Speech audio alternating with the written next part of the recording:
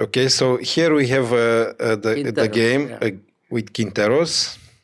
Quinteros in that time was probably the most promising young player from Argentina.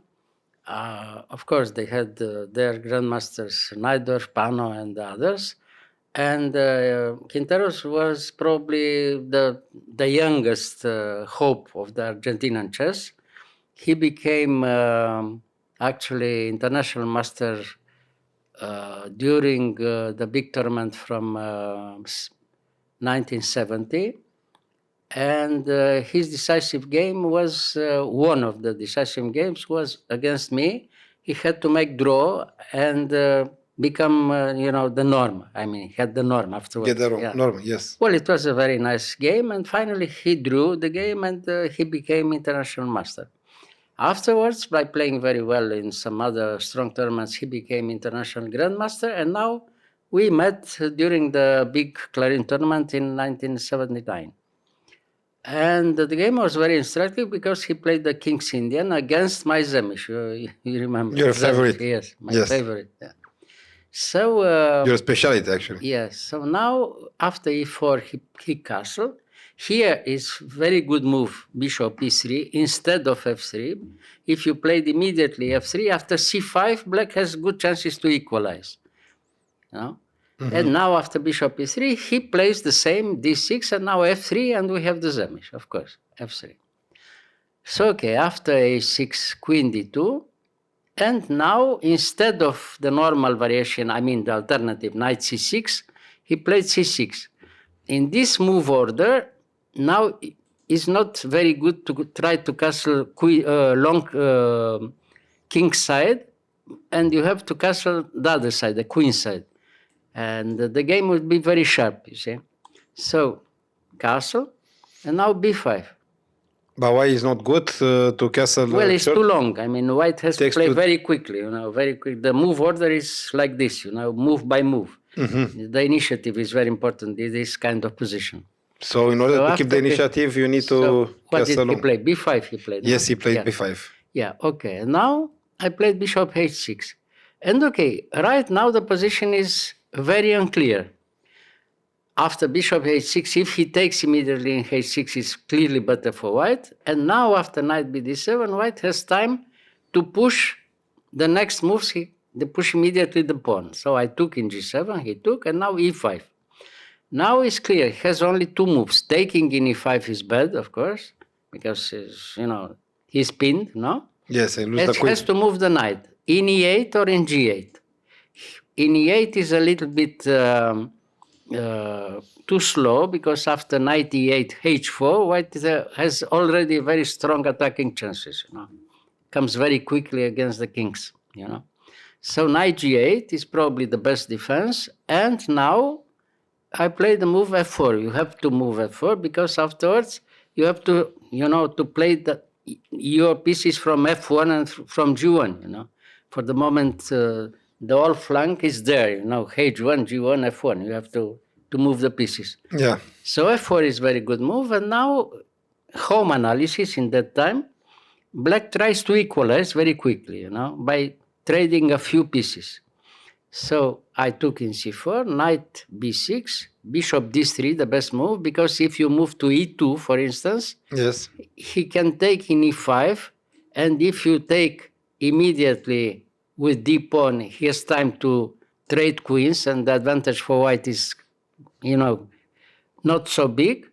And instead of taking in e5, has also a very interesting move, bishop e6, also very unclear, So after bishop d3, you avoid this idea. I mean, you don't give him the chance to trade queens. And now black has to move something else. But what? Okay, he played. What did he play? Bishop g4. Now again, you have to move the rook, because if you play, for instance, knight f3, he has time to take in f3, and the game is more or less even. Black equalizes, And you have to keep some pieces on board. Therefore, rook e1 is a good move. And now the idea after rook e1, he tries to, he wants to trade some pieces very quickly. and have an even game, you know. Okay, I have to take with the d pawn because otherwise you lose the pawn from d4, you know, if you take with the other pawn. If you take with the f pawn, you lose the pawn from d4. Queen takes d4. Oh, yes, Yeah, true. so it's not good. It's clear that black is all right. So you have to take, okay, d takes, and now knight d5. And after knight d5, what to do? Now, if you take immediately in d5 is nothing, very little anyway, you know. Yeah. He can take also probably with the queen, and it's not clear at all what happens, you know. He attacks in g2 and then a2, you know. So black is all right, yeah. Maybe even better. So bishop e4, very good move. Now, if he takes in c3, you have time to take with the queen, clearly better for white, you know, much better anyway. So now again, a very strong move, queen a5. But why is better? Because you get the black You have the, you have the diagonal? The diagonal, you have the threat already, twice in c6. You don't take immediately the pawn, but the pawn from c6 is very weak. And afterwards you play h3 and knight f3, and the advantage is very clear. White is much better, you know. Okay, so he doesn't take. Queen a5 again, very strong move, and now you are obliged to take in d5.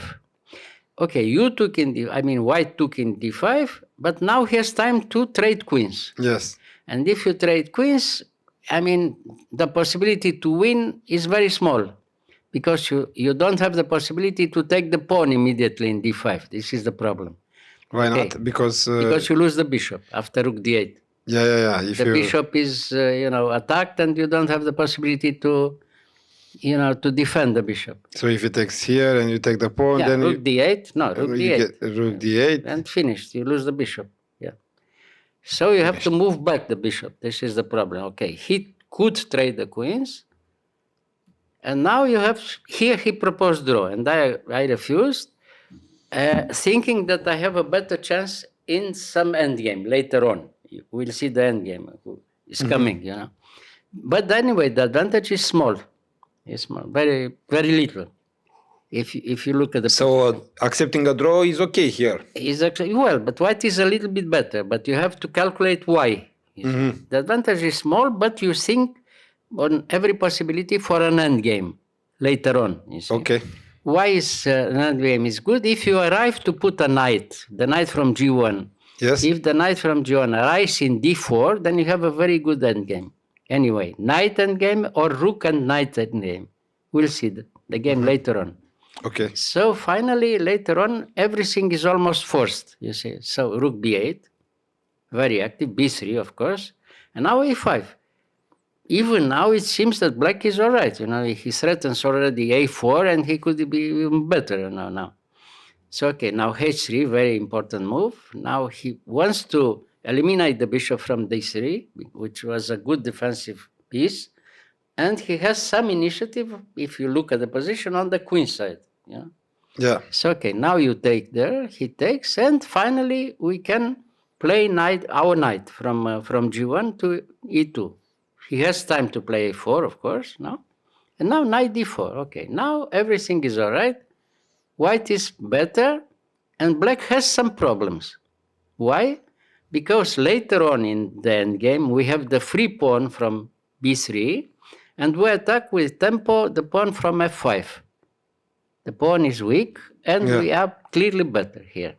So again, he has to play very active, and he took in b3. I took rook a2 check, king c3, very good, because we want him to give already another check in c8 to move from b8. Then b8, the rook was better than in c8. We'll see the difference the next month.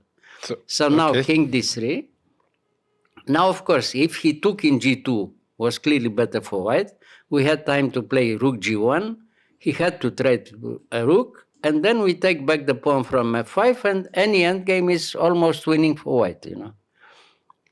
Because of the big free pawn, you know. This is the idea. So e6, okay, rook e2.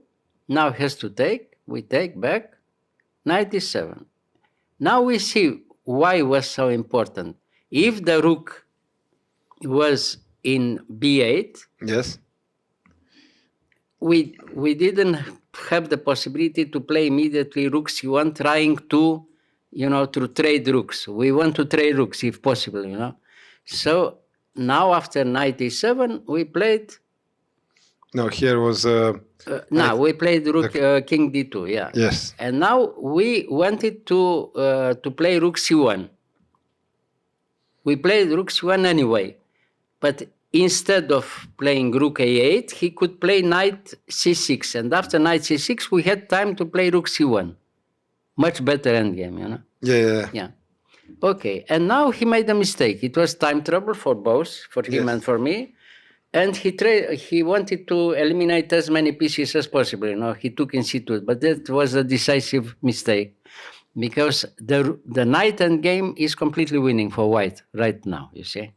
He had to move the rook, hoping that somehow has a good chance to make a draw, maybe. It was clearly better for white, but maybe not enough. But why is winning for... You'll see, because now we have the king very active, the knight very active, and we have the free pawn. And this is enough to win. Mm-hmm. Mm-hmm. We have only to arrive with our king from c2 in c5. It's enough to win. You will see. The next moves are almost forced. He has no counterplay here because the knight is passive. The black knight doesn't have any good activity. And the white king will become very active in just a few moves. So after king takes c2, he wants to come quickly with the king, King c3, king e8, king b4, king d7, king c5. Right in time. This endgame is winning. If he had time to give a check with the king in b4, had time to give a check in c6, the game is almost draw. Because he has also a free pawn. The d5 pawn is free.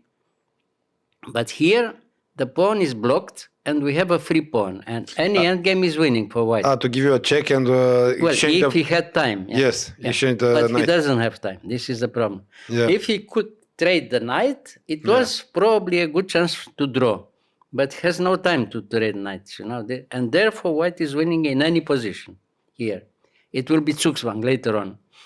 Knight g8 is the last hope to play f6 and have some activity for his knight, But now after knight g8, we'll see the difference. We have the very strong knight in d4. Yes. The knight from g8 doesn't play for a few moves, is a little bit passive.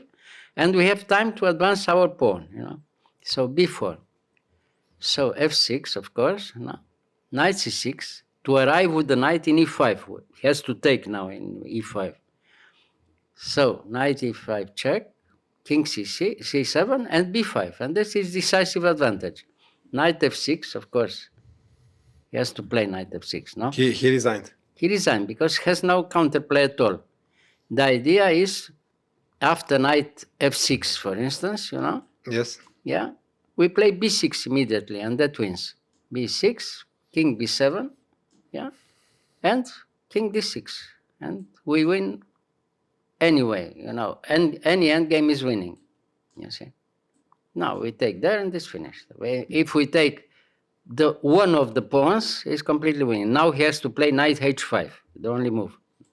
And now the best move for white is knight d3. Knight d3? Yes. Because we want to take the d5 pawn, if possible. Now the only move is probably to play now king c6. And now we have time to take in f5 or give knight b4 check. In both cases, completely winning for white. So he resigned because of this. As I told you, the endgame is hopeless for black. In any endgame, black is lost. The difference is, if you look the first time at the position, you don't realize the difference is so big. But it's enough. For a certain level, it's enough. You have control in d4, the knight is very active, the king is very active, but the free pawn b wins in any case. So he didn't realize, Therefore, I told you, he didn't have to trade in the last moment the rook. If he has already the rook on board, maybe it was a small chance to escape somehow, But without rooks, it's completely winning for white. So it was like a positional small lesson, Okay. Yeah. It was very good game. Strategically, I mean, Yeah, true. Yeah. Thank you. You're welcome.